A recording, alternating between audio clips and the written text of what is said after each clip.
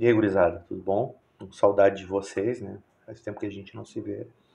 Mas é uma situação especial, né? A gente está vivendo uma pandemia da Covid-19.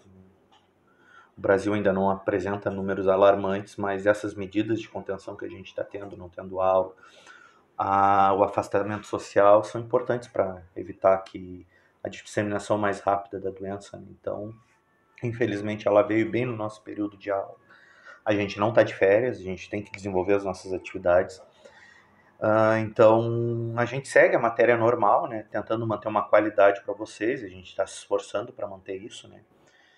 E dando continuidade ao que a gente vem vendo, né? Na aula passada, na semana passada, eu passei para vocês um texto que tratava da obtenção da alimentação dos organismos, né? Como que os organismos obtêm seu alimento, como que eles fazem para sua nutrição, da onde vem a nossa alimentação e a energia que nos mantém vivo, né? E eu entrei falando, o texto fala de conceitos de cadeia alimentar, produtor, consumidor, decompositor, ele fala de teia alimentar, enfim, são diferentes estratégias que a gente tem dentro da ecologia para a obtenção do alimento, né? A transmissão de energia ao longo dos níveis tróficos. Então a primeira pergunta que eu faço para vocês, né, é basicamente, eu vou ler aqui o que eu quero que vocês respondam aqui, eu vou mandar esse texto aqui já com as respostas para vocês, para facilitar a vida de vocês. Já faz uma semana que eu dei, acredito que a maioria tenha feito, né, tenha respondido.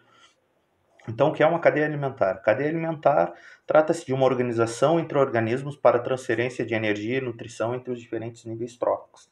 Então, são vários organismos que se organizam. Essa não é uma organização pensada, essa é uma organização instintiva que os organismos têm, para obtenção e transferência de energia. Cada organismo participa de um nível trófico, como o texto explica, e de acordo com o nível trófico que ele está, ele vai obter a energia dele, a energia, a nutrição dele, com a forma disponível para o nível trófico que ele se encontra, né? Tanto é que eu pergunto a pergunta 2 eu pergunto como é composta a cadeia alimentar. E a cadeia alimentar ela é composta basicamente por produtores, consumidores e decompositores, né? Produtores são aqueles organismos autotróficos. Autotróficos são organismos que produzem seu próprio alimento, seja por meio da quimiossíntese, ou seja por meio da fotossíntese, que é a forma mais comum e mais usual que a gente vê, né? A fotossíntese das plantas, né? Através do sol, da energia luminosa, elas produzem o seu próprio alimento, né? E servem de alimento para outros organismos, né? Quando um organismo se alimenta de um organismo produtor, ele se torna um consumidor primário, né? Esse consumidor primário, ele geralmente ele serve de base alimentar para um outro organismo que seria um consumidor secundário. A gente também pode falar de consumidor terciário, quaternário, enfim. Mas aqui no texto e com vocês eu só vou até consumidor secundário, não precisa ir além disso, né? E também a gente tem os decompositores, né? O que é decompositor? É quem decompõe a matéria orgânica, seja do produtor ou seja do consumidor. A matéria orgânica que eu disse são as nossas excretas, né? As fezes e urina, e também o próprio corpo do organismo, né? O organismo morre, ele está lá cheio de nutrientes, e como que esses nutrientes voltam para a cadeia? Através dos decompositores que vão lá e se alimentam, liberando e fazendo a ciclagem dos nutrientes. Isso é o ponto-chave dos decompositores.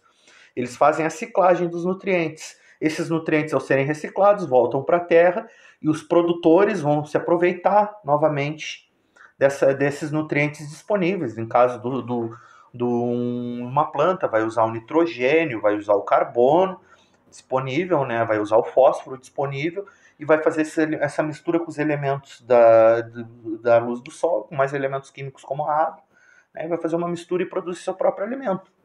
Esse é o ponto-chave, né, do produtor. Então, ali na pergunta 3, eu pergunto para vocês, defina o que são seres produtores e cite 3 exemplos. Né? Seres produtores são seres autotróficos, ou seja, que produzem a sua própria matéria orgânica, e existem tanto na forma fotossintetizante como quimiosintetizante. Né? A gente pode falar de soja como um exemplo, do fumo, uma laranjeira, uma goiabeira, uma cianobactéria que tem nos oceanos, que é uma alga verde que produz, consegue fazer fotossíntese.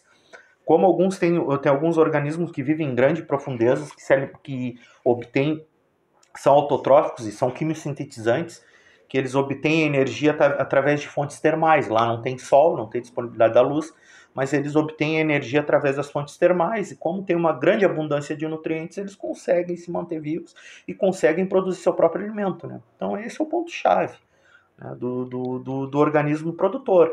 Ele é autotrófico, próprio, ele consegue se produzir trófico seu próprio alimento, então ele consegue produzir seu próprio alimento.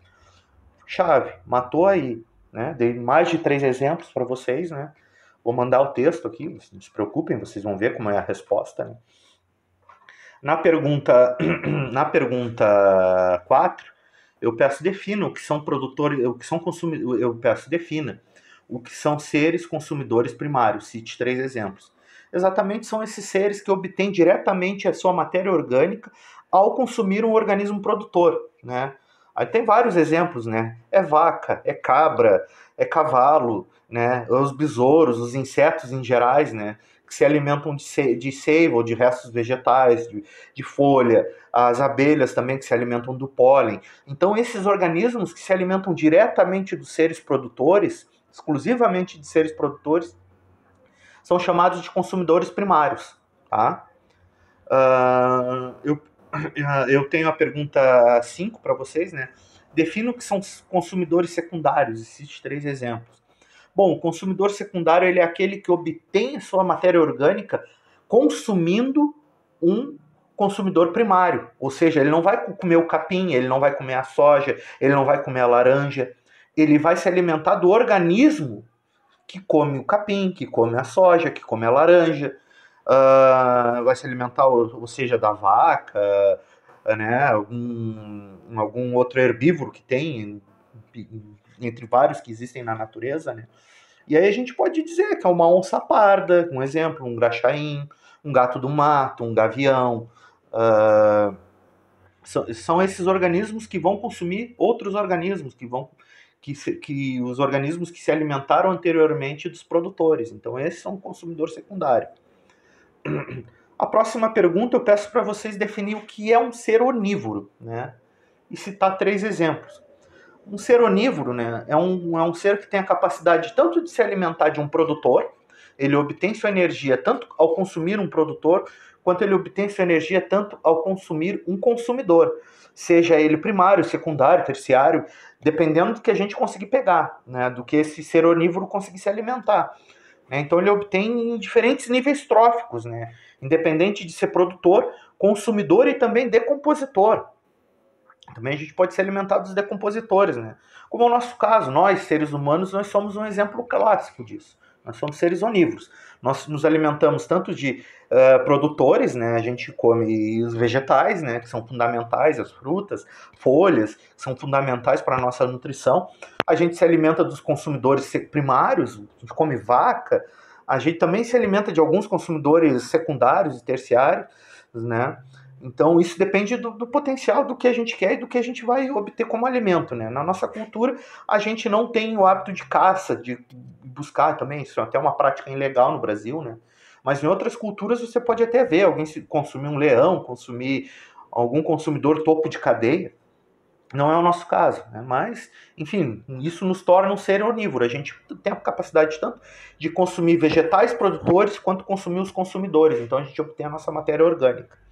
Outro exemplo são os gorilas, ursos, macacos em gerais, que conseguem ter essa mesma capacidade de obter o seu alimento consumindo consumidores primários, produtores e decompositores, porque a gente também consome decompositor. Um exemplo de decompositor que a gente consome é o champignon, que é um cogumelo que faz parte da nossa alimentação. A gente cultiva eles até para a nossa alimentação. Algumas algas também, algumas bactérias também fazem parte da nossa alimentação. Eu me enganei, porque a alga não é decompositor, a alga é produtor, mas eu falei errado. Eu queria falar alguns fungos e bactérias que fazem parte da nossa alimentação, né? A próxima pergunta eu pergunto para vocês: o que são seres saprófagos e qual a função deles dentro da cadeia alimentar?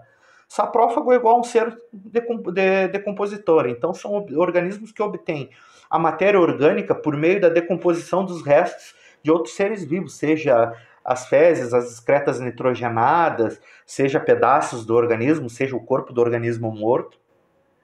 E a função básica é pegar aquela matéria orgânica que está presa dentro de um corpo, ou um determinado componente do corpo, e dispor ela para a cadeia alimentar. Ela vai lá, vai decompor e vai liberar isso para a cadeia alimentar, os elementos químicos básicos necessários para a vida, né?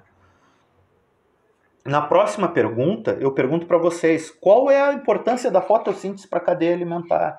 Gente, fotossíntese, eu estou falando de organismo produtor, né? Sem um organismo produtor, a gente não tem matéria orgânica. Então, sem matéria orgânica, não tem transferência de energia e não tem cadeia alimentar. Então, a importância é essa. A importância da fotossíntese é a produção de matéria orgânica para o sustento da própria cadeia alimentar. Então, é isso.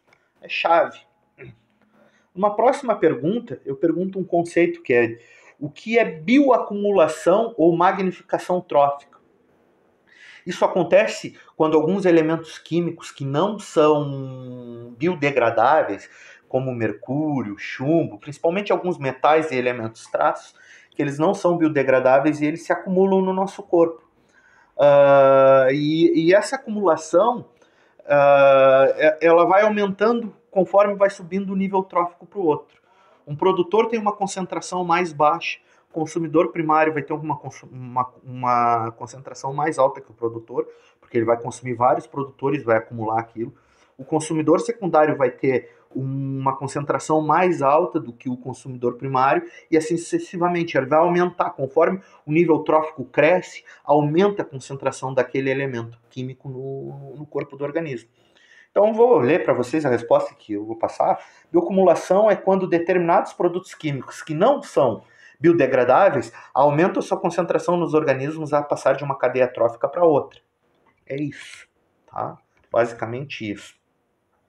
E a última pergunta que eu faço para vocês é: defina teia alimentar. Aí tu fica pensando, pô, teia alimentar e tal. Gente, teia alimentar é uma mistura de várias cadeias alimentares, são diferentes interações de cadeias. Como eu botei aqui na resposta, teia alimentar trata-se de interação de diferentes cadeias alimentares. Apenas isso. Tem uma fotinha do que é uma teia alimentar, tem uma foto do que é uma cadeia alimentar, o texto está completo. Qualquer coisa, qualquer dúvida, gente, é só me chamar. Eu estou aqui, vocês têm o meu contato pelo WhatsApp, vocês têm o meu contato pelo Face. Embora eu esteja em Rio Grande, eu estou atendendo vocês no momento que vocês quiserem. Desde já eu agradeço a participação de vocês e até semana que vem.